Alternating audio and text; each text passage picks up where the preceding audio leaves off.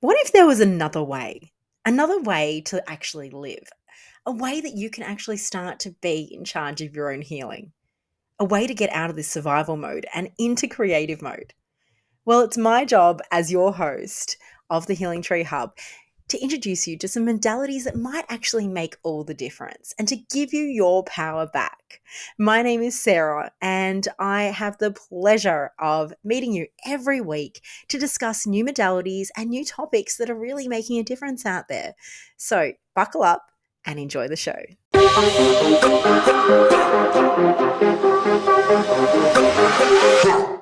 Hello and welcome to the Healing Tree Hub. In this episode, we're going to be talking about a very, very sensitive subject: people pleasing. It has been the theme of the week for me, my clients, my friends, my children. And I don't know about you, but there seems to be themes of the week lately. Sometimes I just have a whole week where each client is going through the same sort of theme or a scenario and working through particular areas and challenges in their life that other people that were just being seen by myself 5 minutes prior were experiencing too. This is quite a phenomenon. I'm not 100% sure if I'm just more focused on it because it's something that's been highlighted that week or what exactly it is, but it is a phenomenon I'm seeing quite regularly. So this week was all about people pleasing, and it was a really interesting week this week. Month actually. I've really realized that I have broken personally free of people pleasing quite a lot. I've still got a lot of way to go. I am a chronic people pleaser, and I understand that has been embedded in me since I was a little girl. I'm really finding opportunities as an adult now to really break free of people pleasing and find a beautiful balance where I can actually not people please despite myself, but also try my best to have an outcome where everybody wins and not allowing myself to come last anymore. If anyone knows Scarlett, and I think I've spoken about her previously, she is a wild child, but not in the sense of energetic or naughty or bouncing off the walls. No, she is unbelievably confident, secure within herself, and assertive. She runs into a room knowing exactly what she wants and demanding nothing less.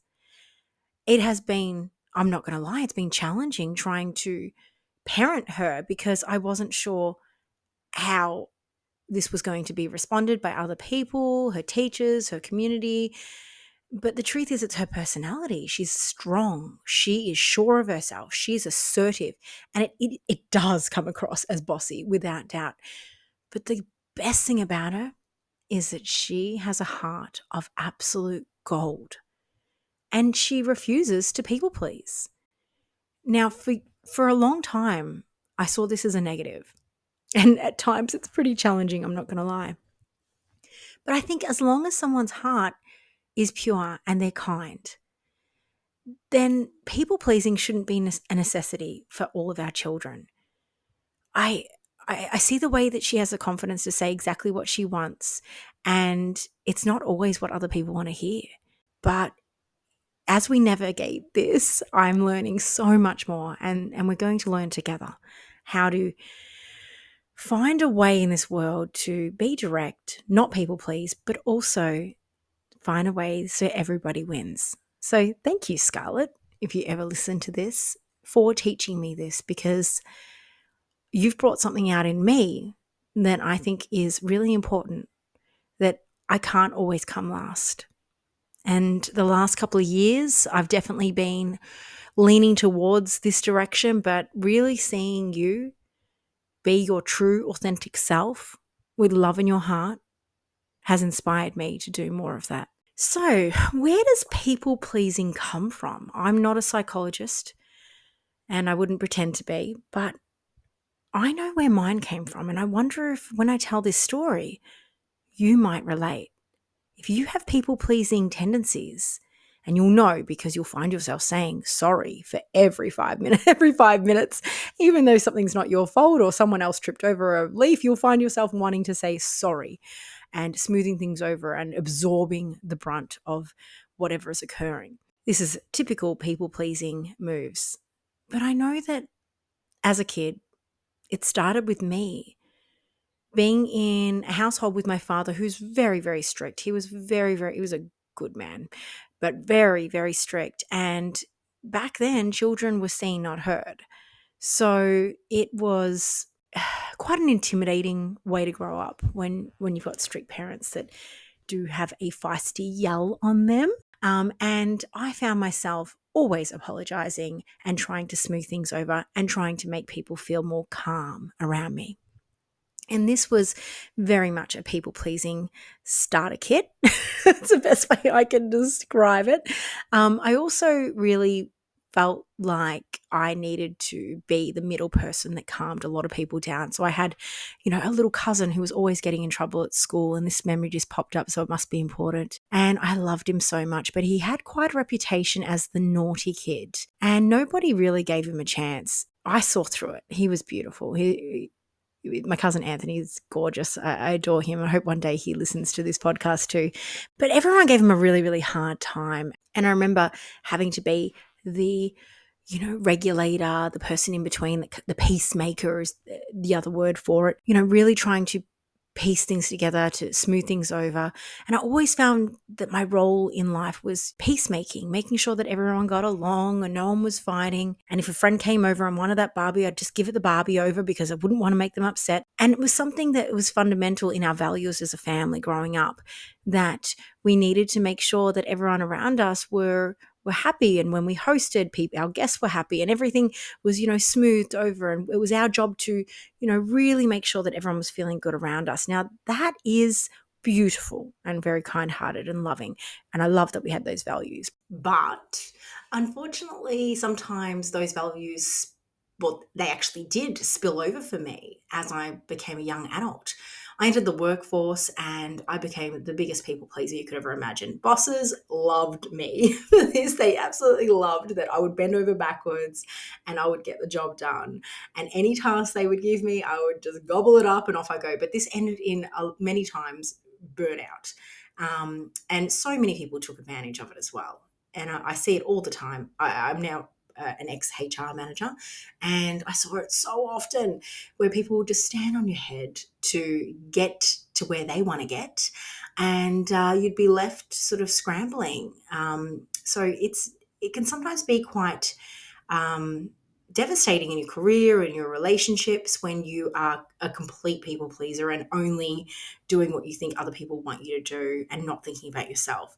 It needs to be a balance, but I've come a long way. And we have this beautiful wedding picture hanging up. And I remember looking at it, I thought to myself, not only do I look like a completely different person, I mean, I was a size 6 on my wedding photos, and I'm definitely not a size 6 anymore. But I was looking at the picture going, I don't even recognize that girl. I actually don't even recognize who she is, not just because of the looks. Because that girl in the wedding photos, she was 100% focused on making sure everyone else around her was happy, that her husband was happy, her new husband was happy, that her parents were happy with the traditional wedding. I had it completely traditional. Nothing that of my own creation was in that. It was all what I would expect to have as a white wedding, and having that Italian tradition. It was just exactly. And I remember inviting like 300 guests because, God forbid, the cousin that I hadn't seen for 10 years would get offended if I didn't invite them. And I just thought to myself, wow, I have come so far. I don't recognize anything about myself. And I think it's a really beautiful thing. There was nothing wrong with that girl. That girl was pure and loving and wonderful. And so many things have just opened my eyes this week to see how far I actually have come. Because when we slip and we go back into those people-pleasing modes, you really get to see what it used to be like and how it's not familiar anymore. So let me take a step back. I was speaking and I'm going to get permission to tell this story about my lovely best friend. I was speaking to my best friend, and she's the most beautiful soul. She recently started a new job. Basically, she just wanted to do a short, small job, little side hustle, 1 day a week, one Sunday, and that was all she needed. And she was so excited, and she had so much joy and excitement, and it was just beautiful to watch that everything was falling into place for her. And then I spoke to her today, and she said, "Oh, Sarah, things aren't great." And I said, "What? Everything was going great. What happened?" She goes, "Oh, this new boss of mine needs me to work all these extra hours that we didn't agree on, and now I felt bad, so I've said yes, and now all of a sudden I'm working 3 days, and she wants me to go and do all these extra shifts, and it's just never-ending request after request after request, and I'm finding myself so stressed out, and it's not enjoyable, and it's not exciting anymore." And we broke it down after about half an hour and realized that this was her people-pleasing side effects coming through, and she was able to see it for what it was. She was trying to please this new boss, trying to be the good little girl she was always taught to be. And she completely lost the excitement, the fun, the benefit, all the stuff she was excited about with this job disappeared. And she took responsibility for that. She didn't blame the new employer for creating this stressful situation. She realized that it was her agreements and putting other people's needs in front of hers that was causing all this anxiety and disruption. So as soon as she recognized it, she made the decision to write an email and explain what her boundaries were. This is when I can work. This is what was agreed on. Apologize for any inconveniences, but not apologizing for not being able to do what she needs to do. Isn't that beautiful? And that's the difference. You know, she's able to stand on her own feet and say, I'm a grown woman and this is what I need and this is what was agreed on, and that is okay. Everybody wins when boundaries are put in place.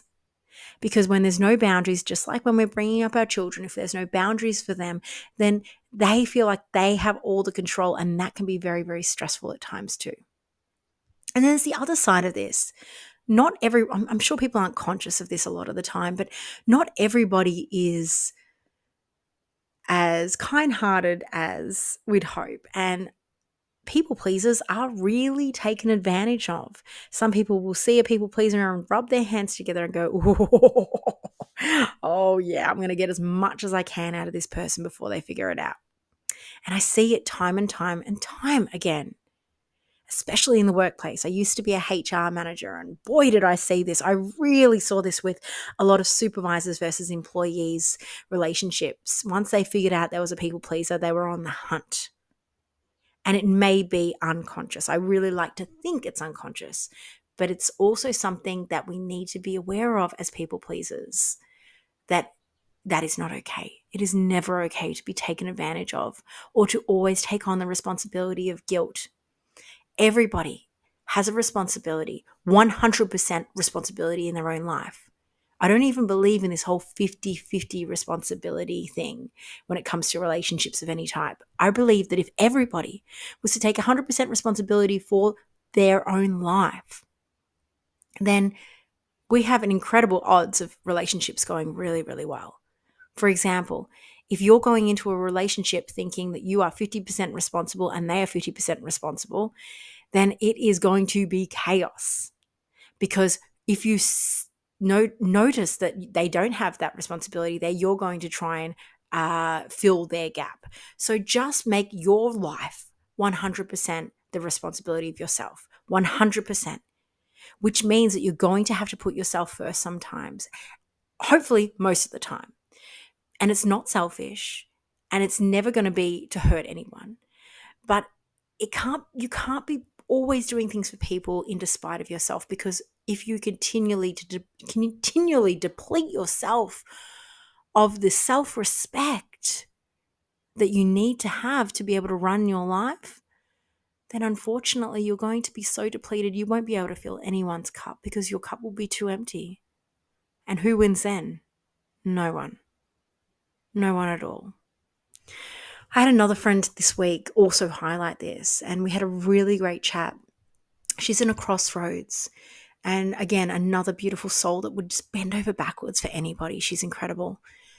And she was saying to me that she's got this opportunity of going back to work where she was working before, and she recently just left. She recently left this job because she was absolutely miserable there. It did, however, give her a little bit of flexibility, but that was really the only benefits. And the main reason when we dug deep that she was going to go back was because she felt bad leaving them. It was her responsibility of how those people at work felt. And this is the core issue. People pleasers, we tend to think it's our responsibility to manage the emotions of the person we're dealing with. It is no one's responsibility to manage anyone else's emotions. No one can make us feel anything. We allow people to make us feel with the stories that we create in our heads. So just because Joe Blow told you you were ugly, for example, and you may say something like, that made me feel really, really sad. No, you heard the words that Joe Blow said and you made it mean something about you.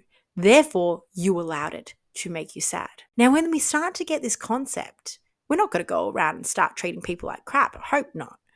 But what we might do is stop dampening ourselves, I should say, just in case we upset anybody, just in case we say the wrong thing, just in case someone's feelings get hurt. If you're going from the heart, if you're speaking in life and to people in your relationships from the heart, it is highly unlikely anyone will get hurt.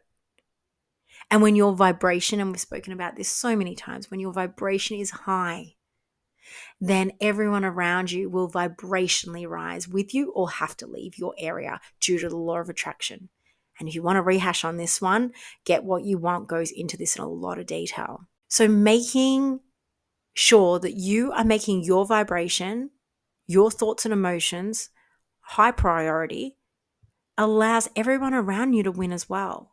Always spread so much love and do so many wonderful things of service without the people-pleasing nag in the back of your head. There's other ways to make so much beautiful high vibration spread within our family and friends. And it doesn't have to be just bowing down just in case we hurt their feelings. And again, bringing Scarlett, that's something that Scarlett really taught me. And she doesn't sugarcoat things. She says things how they are. And yes, we are working on making sure that she, softens the blow sometimes because she is a little sharp.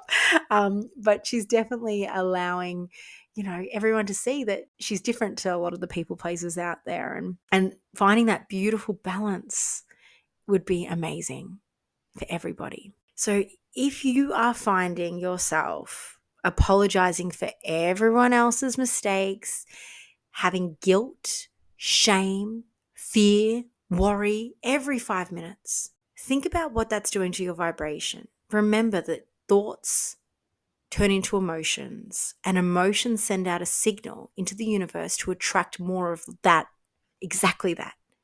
So if you have constantly an automatic thought that when something goes wrong in a relationship, that it's definitely all your fault, apologize immediately, make it better for the person before they have any emotional response, without really looking at it. Really look at it. Are you responsible for their emotions? Are you responsible? You may be. Then own it, absolutely. But if it's theirs, and you're trying to make it better for them despite yourself, how often are you doing this?